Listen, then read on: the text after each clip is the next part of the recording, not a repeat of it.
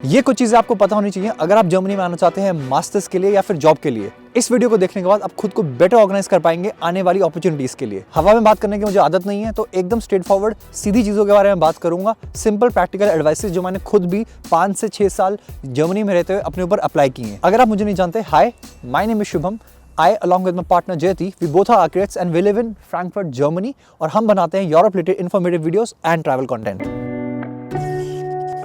तो चलिए स्टार्ट करते हैं। पहली चीज, आप जर्मनी में जब मास्टर्स के लिए आएंगे तो आप अपनी डिग्री पॉज कर सकते हैं। जी हाँ, काफ़ी लोगों को डाउट रहता है कि जब वो यहाँ पे आ रहे हैं और उनके पास एक्सपीरियंस नहीं है तो इस सिनेरियो में क्या कर सकते हैं। तो सिंपल सी एडवाइस यहाँ पे ये रहेगी कि अगर आप अपनी यहाँ पे 4 सेमेस्टर्स की डिग्री के लिए हैं, हो सकता है कि आप फर्स्ट सेमेस्टर या सेकंड सेमेस्टर के बाद अपनी डिग्री पॉज भी कर लें।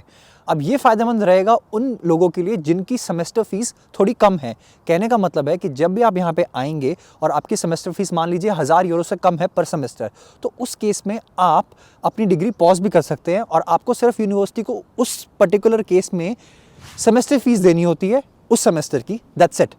रही बात कि आप उस चीज़ को बैलेंस कैसे कर सकते हैं, तो अब आप एक पार्ट टाइम जॉब कर सकते हैं जो कि आपकी फुल टाइम जॉब होगी। नॉर्मली आपको 120 फुल डेज काम करना अलाउड है एक साल में, विच इज़ रफली अराउंड 5.5 महीने। 5.5 महीने का मतलब है कि आपका एक सेमेस्टर पूरा आप काम कर सकते हैं। अभी आवर्स थोड़े ऊपर नीचे चलते हैं, बट देखा जाए अगर आप डिग्री पॉज करें और अपना थोड़ा सा एक्सपीरियंस कलेक्ट कर लें ताकि जब आप ग्रेजुएट हों तो आपको नौकरी पक्का मिल जाएगी। ऐसे आप बेनिफिट्स उठा सकते हैं डेफिनेटली।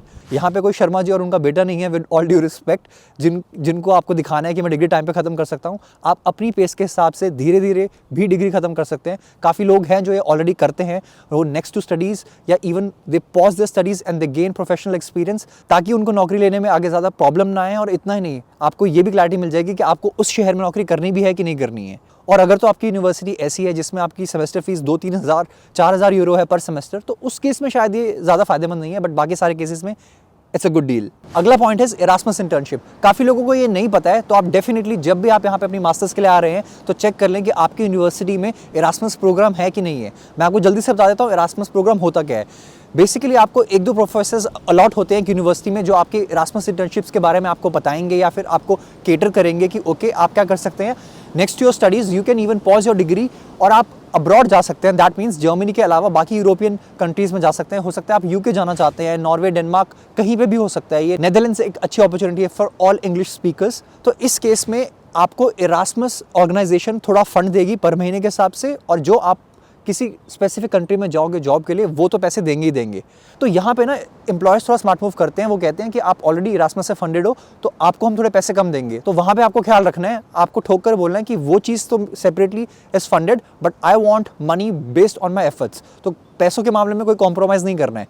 तो और इस अपॉर्चुनिटी का फ़ायदा डेफिनेटली उठा सकते हैं, विच मीन्स जब आप यहाँ पे 1, 2, 3, 4 सेमेस्टर्स के लिए आए हैं तो एक पूरा सेमेस्टर आप किसी और कंट्री में रह सकते हैं।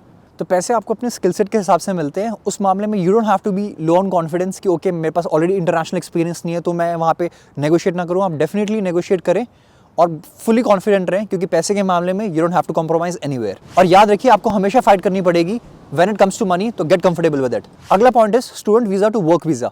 काफ़ी लोगों को ना यार ये डाउट रहता है कि हमारे पास थोड़ा सा एक्सपीरियंस है, हम मास्टर्स करें ना करें, हम इतने पैसे इन्वेस्ट करें ना करें, क्या हो सकता है कि हमें डायरेक्टली जॉब मिल जाए। तो उस चीज़ के लिए मैं इस पॉइंट को बोलना चाहूँगा हुक्म का इक्का। इसमें सिंपल सी चीज़ ये है कि अगर आप थोड़े से कन्फ्यूज़ हैं कि आपको मास्टर्स करनी चाहिए कि नहीं करनी चाहिए, आप सोच रहे हैं कि हो सकता है 1 से 2 सालों में मैं वापस इंडिया या वापस अपनी साउथ एशियन कंट्री में चला जाऊं और वहाँ पे मैं अपना फैमिली बिजनेस ज्वाइन कर लूँ या फिर मैं कोई और काम कर लूँ और मुझे सिर्फ थोड़े सालों के लिए ट्राई करना है कि जर्मनी कैसा है। तो इस केस में आप क्या कर सकते हैं, स्टूडेंट वीज़ा के साथ जर्मनी में आ सकते हैं और आप अपने ब्लॉक्ड अकाउंट के साथ यहाँ पे आएंगे।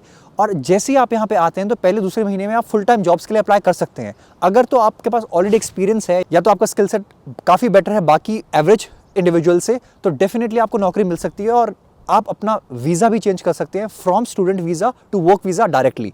तो इस केस में आपका ब्लॉक्ड अकाउंट 12 महीने के बाद 934 यूरोस के हिसाब से अपने आप अनलॉक हो जाएगा। तो आपके पैसे वापस आ गए और आपको यहाँ पे एक्सपीरियंस भी मिल गया और आपको आइडिया भी लग गया कि ओके मुझे 1-2 साल के लिए अगर यहाँ पे नौकरी करनी थी तो जगह कैसी है। तो टेक्निकली अगर आप सोच रहे थे कि आप जॉब सीकिंग वीज़ा पे आना चाहें या वर्क वीज़ा पे आना चाहें, आप ये भी कर सकते हैं कि आप एज ए स्टूडेंट आ जाएँ और फिर आप सोचें कि ओके मैं ये डिग्री स्पेसिफिकली कर रहा हूँ, क्या ये डिग्री अच्छी है कि नहीं है, और अगर वो डिग्री अच्छी हुई तो आप उसको फिनिश भी कर सकते हैं।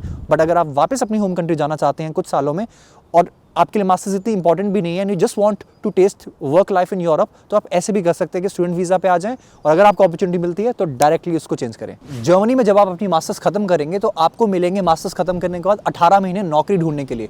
कभी कभी लोग क्या करते हैं कि अगर उन्होंने स्टार्टिंग में थोड़ा सा एक्सपीरियंस गेन नहीं किया है, या फिर उन्होंने पार्ट टाइम ऑफिस में नहीं किया है, सिर्फ और जॉब्स में किया है, तो इस केस में उनको प्रॉब्लम ये आती है कि जब वो जॉब ढूंढने निकलते हैं तो उनको कभी कभी जॉब्स नहीं मिल रही हो सकता है लैंग्वेज बैरियर की वजह से ना मिल रही हो सकता है उनका स्किल सेट इतना अच्छा हो सकता है कि उनके पास इंटरनेशनल एक्सपीरियंस ना हो। तो आप इन चीज़ों का जरूर ख्याल रखें कि आप पहले से ही थोड़ा सा एक्सपीरियंस गेन कर ले, क्योंकि मोस्ट ऑफ द टाइम ऐसा होता है कि आप अपनी डिग्री खत्म करते हैं और सामने से एम्प्लॉयर बोलता है आप हमारे पास पार्ट टाइम काम करें या फिर एज एन इंटर्न काम करें, क्योंकि हम आपको फुल टाइम सैलरी नहीं दे सकते, क्योंकि अभी वो पोस्ट के लिए आप एलिजिबल नहीं है। तो अगर आपको इस केस से बचना है तो आपको स्टार्टिंग से थोड़ी पार्टीज कम करनी होगी और ऑर्गेनाइज रहना पड़ेगा in order to find a part time job in Germany, क्योंकि अल्टीमेटली स्किल सेट ही मैटर करेगा। अगर आप अपनी प्रोफाइल में अच्छे हैं तो बेहतर रहेगा आप ऑफिस में काम करें, और अगर आप ऑलरेडी ऑफिस में काम कर रहे हैं तो आपको जरूरत नहीं पड़ेगी डिग्री खत्म करने के बाद नौकरी ऐसे ढूंढने की, आपके पास ऑलरेडी नौकरी होगी क्योंकि आप पहले ही अप्लाई कर चुके होंगे, और वही बेस्ट रहता है। अगली चीज is lack of market knowledge. काफ़ी बार लोगों को ये लगता है कि दे नो एवरीथिंग और हमें पता है कि हमें अप्लाई कैसे करना है, बट कुछ कॉमन सेंस वाली चीज़ें बहुत इंपॉर्टेंट है। जैसे कि जब आप अपना सीवी बना रहे हैं वो A3 है कि A4 है, उसमें आपने कलर्स कैसे चूज़ किए हैं, उसमें फॉन्ट साइजेस क्या हैं, एक पेज पे 4-5 फॉन्ट्स तो नहीं दिख रहे, क्या मैंने हेडिंग्स के लिए करेक्ट फॉन्ट यूज़ किया है, कैप्शंस के लिए अलग किया है, क्योंकि नॉर्मली जब भी हम अपने सेशंस में बहुत सारे सीरीज़ देखते हैं तो उसमें बहुत ब्लंडर्स हुए होते हैं जो कि बहुत बेसिक है। तो इन चीज़ों का आप प्लीज़ ख्याल रखें। आप इतने भी परफेक्ट नहीं हो सकते कि आपने जो पेज बनाया वो एकदम सही दिखता है। आपको टेक्स्ट साइजेस का ख्याल रखना होता है, फॉन्ट साइजेस का ख्याल रखना होता है, कलर्स का ख्याल रखना होता है। ये भी ख्याल रखना होता है कि अगर कोई इंसान इसको A4 पे प्रिंट करेगा तो मुझे वो टेक्स्ट दिखेगा भी कि नहीं दिखेगा, A3 पे करता है तो दिखेगा कि नहीं दिखेगा। अगर वो सीरीज स्पेसिफिकली A4 में ब्लैक एंड व्हाइट प्रिंट होता है तो मेरे कलर्स की वजह से मेरा टेक्स्ट तो नहीं हट जाएगा। तो इन चीज़ों का ख्याल जरूर रखें। रीडेबिलिटी आपकी CV की और आपके काम की बहुत इंपॉर्टेंट है। आपको बहुत ध्यान से विजुअली साइकोलॉजिकली सोचना पड़ेगा कि ये पेपर जब मैं किसी के सामने रखूंगा सब कुछ विजुअली स्मूथ है कि नहीं है। तो इन चीज़ों का ख्याल जरूर रखें। कभी कभी लोगों को लगता है कि आपका CV एकदम परफेक्ट है, थोड़ा सा आप सेकंड गेस भी कर लीजिए। Please take guidance from someone who has already applied or who is in the same profession like you are in. There's no point of running in the dark. And आप सोचेंगे कि okay मैं बहुत सारा apply कर रहा हूँ, मेरा कुछ बन नहीं रहा है, तो मैटर करता है कि आप अप्लाई किस चीज़ के साथ कर रहे हैं। और let me put it this way, it's like just like working out. All the gym freaks can relate to this probably, कि आप वर्कआउट डेली आके कर तो लें, बट अगर आप कर ही गलत रहे हैं तो उसका कोई पॉइंट नहीं है। It would not add up, results नहीं आने वाले हैं। तो आपको सोचना पड़ेगा, इज इट इवन राइट जो मैं कर रहा हूँ। प्रोफेशनल गाइडेंस लेने में कोई हार्म नहीं है। काफ़ी लोगों ने आपसे पहले धक्के खाए हुए हैं, तो आप उनके धक्कों का थोड़ा फायदा उठा सकते हो, and you can get wiser and respect your time and youth. अगला पॉइंट इज लैंग्वेज बैरियर। यार जब आप जर्मनी आ रहे हैं तो थोड़ी सी लैंग्वेज जरूर सीख के आए। अब मैं ये इसलिए नहीं बोल रहा कि आपको स्पेसिफिकली जर्मन सीखनी है, दिस इज वेरी इंपॉर्टेंट। काफ़ी लोगों को ये नहीं पता होता है कि what it is to learn a new language. तो ये न्यू लैंग्वेज कोई भी हो, इसको सीखते कैसे हैं, अब उनके पास ऑलरेडी एक्सपीरियंस नहीं होता, वो समझना इंपॉर्टेंट है। ऐसा भी बिल्कुल नहीं है कि आप B1 करेंगे, B2 करेंगे, C1 कर लेंगे तो आप एक्सेप्शनली अमेजिंग हो जाएंगे और आपको जर्मन बहुत अच्छे से बोलने आ जाएगी। अल्टीमेटली मैटर करता है कि आपका पर्सनल जॉब स्किल सेट कैसा है, प्रोफेशनली जिस प्रोफेशन में आप हैं आप उसमें कितना अच्छा काम करते हैं, आपके सॉफ्ट स्किल्स कैसे हैं, वो सारी चीज़ें रहने वाली हैं। इट्स एन एंडलेस डिबेट कि how much is too much language के मामले में। काफ़ी लोग होते हैं जिनको बिजनेस इंग्लिश में भी सालों साल लग जाते हैं, but they still getting better. तो लैंग्वेज के लिए कोई फुल स्टॉप नहीं है यार, it's an unending process, it's an unending debate. आप जिंदगी भर भी सीख सकते हैं और हो सकता है आप तब भी रेडी ना हो। तो उस चीज़ की वेट मत करें कि जब मेरी लैंग्वेज परफेक्ट हो जाएगी तब मैं जर्मनी जाऊंगा, और जर्मनी में बहुत लैंग्वेज बैरियर है। अगर तो आप किसी पिंड में कोने में नहीं बैठे हैं तब तो कोई प्रॉब्लम नहीं है। अगर आप शहर में, अगर आप इंटरनेशनली एग्जिस्ट करते हैं तो इट्स टोटली फाइन कि आपको इंग्लिश भी आती है, क्योंकि नॉर्मली जब आप प्रेजेंटेशंस में इंग्लिश में बोलेंगे वो भी चल जाता है। और ऑफकोर्स भी मैटर करेगा कि आप कोई सेल्स पर्सन तो नहीं है, क्योंकि अगर आप दरवाजे पे खड़े हैं तो आपको जर्मन बोलनी आनी चाहिए। तो प्रोफेशन टू प्रोफेशन मैटर करता है। पहले से लो ऑन कॉन्फिडेंस होने की जरूरत नहीं है आपको कि आपको जर्मन नहीं आती है। थोड़ी सी अगर आपको आती है तो आप सीख लीजिए, और बाकी आप यहाँ पे भी सीख सकते हैं, क्योंकि it's better to be in the field rather than thinking कि ओके मैं इसलिए नहीं आऊँगा क्योंकि मुझे लग रहा है डिफिकल्ट होगा। प्रैक्टिकली पॉसिबल हो जाता है, सारे कर लेते हैं। आपको क्या लगता है कि इंटरनेशनल लोग जर्मनी में इतने बैठे हैं सबको जर्मन आती है?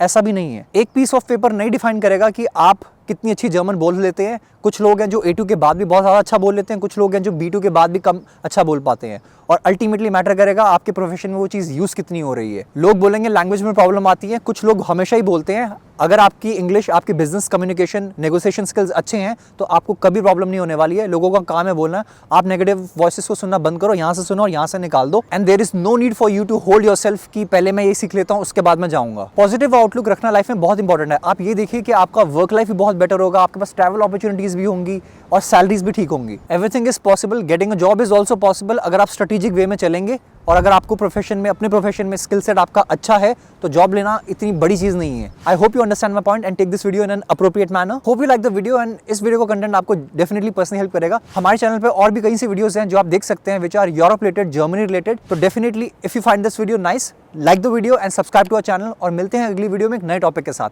And it's been long, let me do it again and in this digital era this would be our way out with us.